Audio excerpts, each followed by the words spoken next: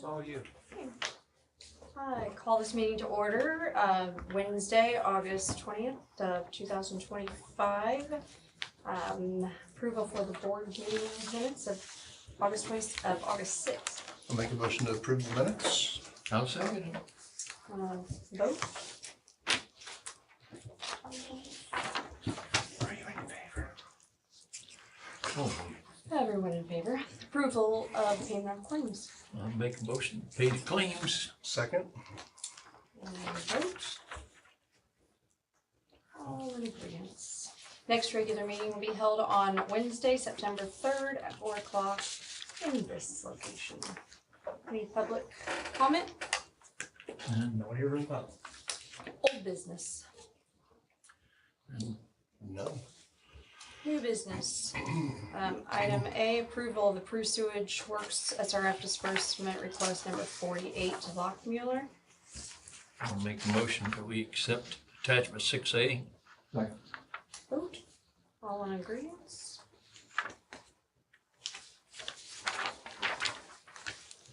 Approved.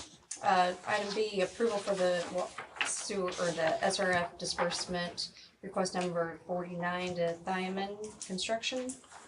Make a motion, we approve attachment 6B. I'll second the motion. Vote. Oh, Everybody agrees. Item C, approval of 2025-69 structure replacement. I'll make a motion to accept attachment 6C. Second the motion. Any questions? Do you guys have any Yeah. questions? Yeah, I got a Yes, question. go ahead. Yeah. That's just 26 poles is all we're doing for that amount of money? Yes. That's $7,000 a pole? Quite That's what I figured. So, I think that probably the biggest question is if the difference in, Spread. you know, the highest bid from Ellie Meyer or Gaylor was $727,000. P&G was $182,000. So that's what stuck out to us. Like, hold on a second. Now we were required to highly consider the lowest bid, but we're not required to take it if we have reasons otherwise. Mike, you want to go to the people you talked to talk a little bit about that? First person I spoke with was a representative here from P&G. They were one of the three companies that actually sent someone to the opening. And the first one is to make sure that they hadn't broken it into two pieces, that I was missing somewhere, and they understood what the full scope of the project was. And he said yes. He quoted back to me the number of poles. So as part of their bid submittal, they include references from other companies they've done work for, and I reached out to probably 5 different companies that they work for, and they all had basically the same thing to say, that they did the work the way they're supposed to, and they would bring them back. And to me, that's a good enough mark for a for a contractor that the company's willing to bring them back to work for them again. So his thing was they're from California, or they're from Florida, and they do a lot of work on the coasts. So the companies I spoke with were a representative from PG&E in California, someone from PSE&G in Long Island, Keys Electric. So they're trying to move inward and work with smaller companies, and that's I guess that's one way to do it, is to be hundreds of thousands of dollars cheaper than anything else. Yeah. So this is kind of a test for us with them. If they do well, great. And we'll use them again.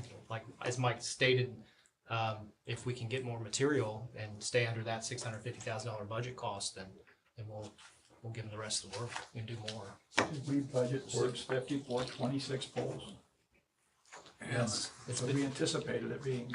in the $400,000-$500,000 range with a little bit of yeah. So the high numbers aren't the ones that surprise you, it's the low number. Yeah. Gaylor's always high.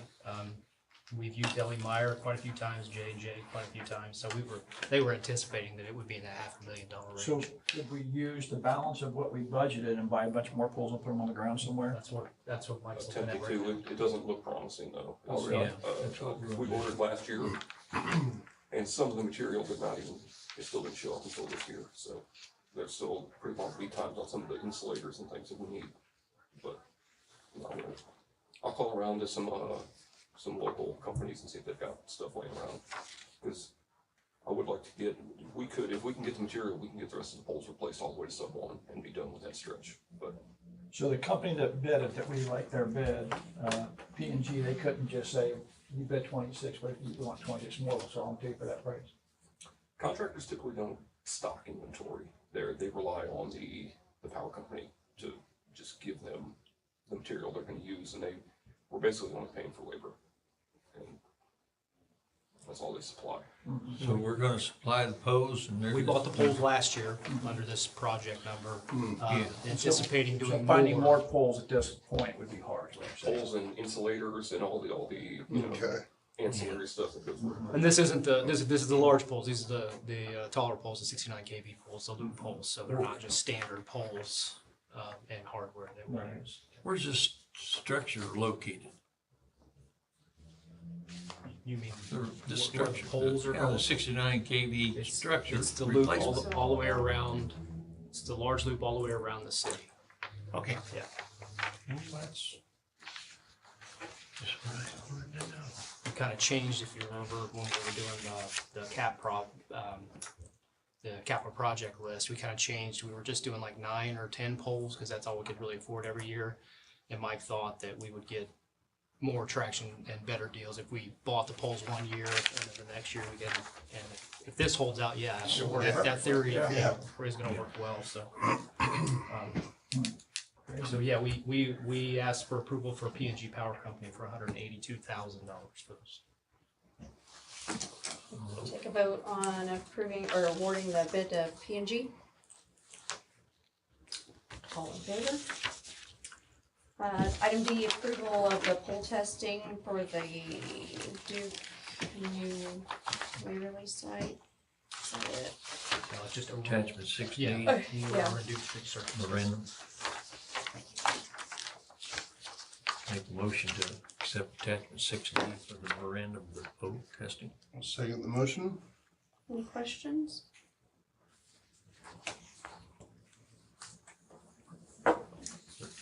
So our recommendation is Best Electric for $36,000. Want to vote? Yep. Everyone's in favor? Pass. Item E, approval of the fourth quarter electric tracker adjustment. Make a motion to approve attachment 60. Second the motion. So this is an increase of 0.001160 per kilowatt hour. This still puts our rate under our base rate. So we're still in the negative as far as overall cost goes. And our comparative rates are up on the board there. We're still at our effective rate for 1,000 kilowatts is still it's the fourth quarter tracker rate. It's a PDF. I didn't change it after I put it up there. Alice told me I messed up, so it's the fourth quarter tracker rate. Is 12.9 cents per kilowatt hour. And if you look at our comparison, we're still significantly lower than everyone that touches us, plus other than Logansport. The NIPSCO rate is something else, isn't it? 65% higher than us. $200 for the first 1,000 kilowatts for a residential customer. It's crazy. But even if you look at our cost per kilowatt hour, if you take out the customer facilities charge, the customer charge, whatever you want to call it, we're still 11.9 cents, and everyone else is the next closest is 12.6 cents for Miami Cass. So we're still significantly lower per kilowatt hour than 99% of our competitors. And that will be an increase for a standard residential customer at 1,000 kilowatts, $1.16. But we're still 3% less than we were January 1st of this year. So we're still 3% less. Our costs our rates are still less. So a good track record on the energy side. Take a vote on the fourth quarter tracker. All in approval? Pass. Long-term control plan update. Thank you. Lock Mueller has provided Kern all of the information and files for condemnation, and so he's has a trial this week, so he's obviously not here. He's been pretty tied up, but we're meeting with him next week about the next steps. He still feels like, reading through how we have to do this, that we have to give him the property owner another opportunity to respond, which, like I said, we'll discuss that more next week with Dustin. The subsurface utility engineering and potholing for the gas and telecom, that's complete. And we'll get those results sometime soon. We don't have all the data on that yet, but that is complete, so they should be out of town and not potholing for the wastewater stuff.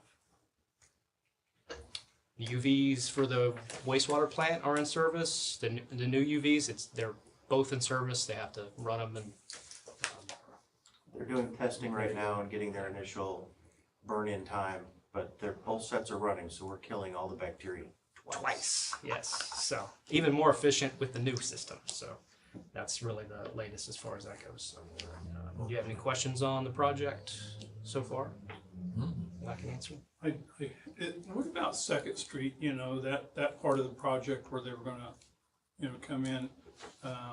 Where are we at on that? We're still, we're not quite at 90% engineering on that. Okay. So we're still, the property itself, if we have to go down the condemnation path, it's pushed the project out 6 months easily. So we're not looking to close on financing till spring of next year. This is what I'm talking about on Second Street, where they're gonna come down and tear out the street. Mm-hmm. Oh, that's what you're talking about. That's all part of that, Oh. project. So I'm saying the engineering's not complete yet, because that's complete for Second Street, but as far as timing and time-wise when that's gonna happen, we really won't know until we get through the condemnation process. The only reason I'm asking is because people ask. Oh, yeah, That absolutely. are living on Second Street. And once we start getting more information and the engineering's done and we know the project's moving forward, we're gonna have a lot more communication with the public on it. It's just, you hate to go out there and say, well, we don't know. And this has been a long process, and it's got a long way to go yet. But no, that's a good question. Keep asking that, because as soon as I have an answer for you, I'll let you know. That's all I have on that. The city administration update.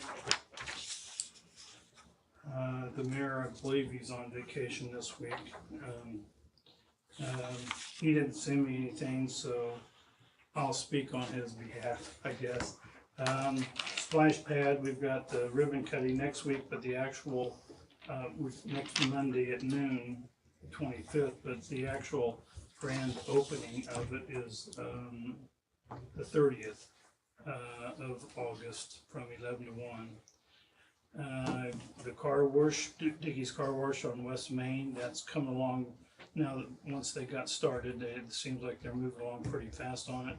The convenient store / gas station out there at Lovers Lane and Mexico Road seems to be started back up again and moving pretty fast. So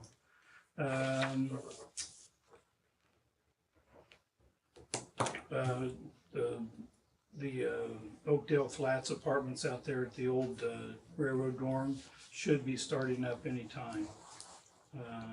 And the Logan Sports Savings Bank on North Broadway, that's moved along pretty fast as well. So that's all I've got to really share. No city attorney. Manager's report. Thank you. Had multiple discussions, our group, Adam Sitka from Westler, with the IFA on the 75% requirement for us having to spend the money for the lead service line financing for us to be eligible to close on the next $5 million. And Westler and those guys have done a great job by helping them understand, the IFA understand our situation and how we bid the project would have been different had we known that they had let us know that we were eligible for the next round and we were going to make the list on the next round. And so the IFA has waived the 75% stipulation. So now we're in a prime spot to receive the next $5 million. That's great news. So they're moving forward. Speaking of lead service line investigation, they have been up in Parkview Heights. Just so everybody knows, maybe it is. There we go. So it's National Industrial Maintenance Inc. that is up in Parkview Heights and is at Grissom currently doing potholing. Here's their logo for their shirts or whatever. So if you get anybody that calls in or someone asks you who are these people associated with, they're the contractor doing the potholing right now. They've done their initial through up at Parkview Heights. They will be back in Parkview Heights to do more, but they started at Grissom today. Okay. And so we'll get that first initial lump of data soon so we can get with IDEM on that for where the lead service lines are. So that's moving forward. Our mobile home park of note was turned back on last Tuesday. The balance was paid in full. However, the current bill that went out, I believe today, is $24,000, $24,849.40, and has an October 1st cutoff date. So that's even more than what the last bill was. And supposedly they have a tentative agreement with the purchaser, but a sticking point is the current lien on the property, which is $61,000. So as of at September 1st, we will notify the state and give them the 30 days notice, and everyone can if that $24,000 has not been paid by them. Any questions on that? They did pay, and they are back on, have been back on a little over a week now. So that's good. We always talk about safety, and so I wanted to show you a video if I can get it to play. This is from Florida, and I'll pause it a little bit here. Tonight, an incident that left a Duke Energy contractor dead, 2 others injured, and knocked out power this afternoon to thousands of homes. It happened along Park Boulevard in Seminole, just behind the Suncoast Chrysler dealership. News Channel 8's Jeff Patterson joins us live from there. Good evening, Stacy. This is the scene behind me where the incident happened earlier this afternoon. I spoke to witnesses who say they heard a very loud explosion. Their power instantly went out. See the top of that pole? Wow. And I talked to one woman who says she heard that explosion, went to the back of her home, and saw a man laying on the ground next to his truck. From Drone 8. This is the takeaway from this. Oh my God. And I'll let Mike explain to you what happened here, and he's kind of looked into it a little further. And we use every one of these instances as training opportunities for us and reality checks for us and for our guys. So, and Lee, please step in here as well. Mike, go ahead. I wanted to just kind of explain what happened. So it looks like they gutted up distribution of the lower lines, so they covered that up and then tried to thread the needle. There's different angles of this. You can see the taller poles there are the 69 poles, and it looks like it's a double circuit. So there are two sets of 69 lines running parallel with each other. And it looks like they tried to thread that pole up in the middle and then bring it back down to set it back in a hole, and it didn't make it. But, you know, a couple things that stood out to us when we, looking at this, obviously we don't know, we don't have all the information. Nobody will ever probably have all the information. But they set up to work off the front of the truck, which is not typical. And, you can see the arcing there, so it doesn't look like the equipment is grounded. There's a ground stuck in the ground off the passenger side of the truck there, but it's got no arcing, so I think that was added after. But you can kind of, I guess, you can see how the pattern that it traveled in, but it was likely 69,000 volts coming out of that truck. And the sheriff's report said there was 2 guys on the ground. They were trying to get it in the claws there. You can see the claws on the end of the truck that are open. They were trying to get the pole in there. And they're heavy, So if you don't get the pick point just perfect on that thing, it's really a struggle, even on a wood pole, one of our smaller poles, to get that thing stood up in the claws. So I think they got it close, and the operator of the truck tried to close the claws real quick to grab it, because that's something that we've done too. And when that happened, it knocked it into one of those transmission lines. And then I told our lineman, to me, this is relatively easy to see what happened, but to me, the interesting part would be the conversation that happened amongst them and with their foreman, and then with the foreman and the GF with Duke Energy on what was supposed to be disposition of those 69 lines, on whether or not they were supposed to be out, or if the crew understood them to be out. But like I said, I don't know, and we'll eventually probably get an OSHA report at some point in time that we'll look for. But I think on the year we're at 57 severe injuries and 22 fatalities for linemen. So I feel like this year we're kind of taking a step back as far as that goes, because as time's gone on, we have started to work safer as a trade, but this has been the year's kind of an anomaly, and we hope it's an anomaly and not a trend. But yeah, so part of I don't know, Mike was telling me earlier, part of what they had talked about was, well, why do they have the pole trailer still attached to the truck? Why are they working off the back of the truck that way? And you can tell that it went through, and it's all over the ground there as far as what it burned. So there are so many things that we use as tools to talk to our people and discuss, well, first of all, how dangerous it is, which they all know, but use them as tools to make us safer. Like he said, the conversation, why would you, hindsight, obviously, why would you say, as a contractor, sure, I'm going to do this job. You're not going to de-energize any of that, and we're not going to put guts up. We're just going to slide this pole in there. I mean, why as a contractor would you do that and put your people in jeopardy? So why would we ever do that? You know what I mean? So, we use instances like this. I just thought we didn't have a heavy meeting this meeting, just something that you guys know and actually get to see the potential harm that our guys are in all the time. And it's not just electric. I mean, in water, they have accidents in water too. Not as often, but they're just as severe. So I'm not gonna play the whole article. I just wanted you to see how bad that got. And that was next to a right next to the substation, I believe. So the amperage it's not gonna kick out as quickly, or you know what I mean. The available fault current is the maximum fault current on the substation.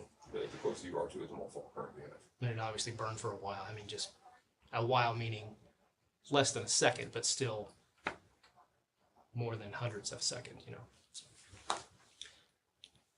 And then our new billing system goes online on Monday, the 25th of August. We don't expect that to be perfect.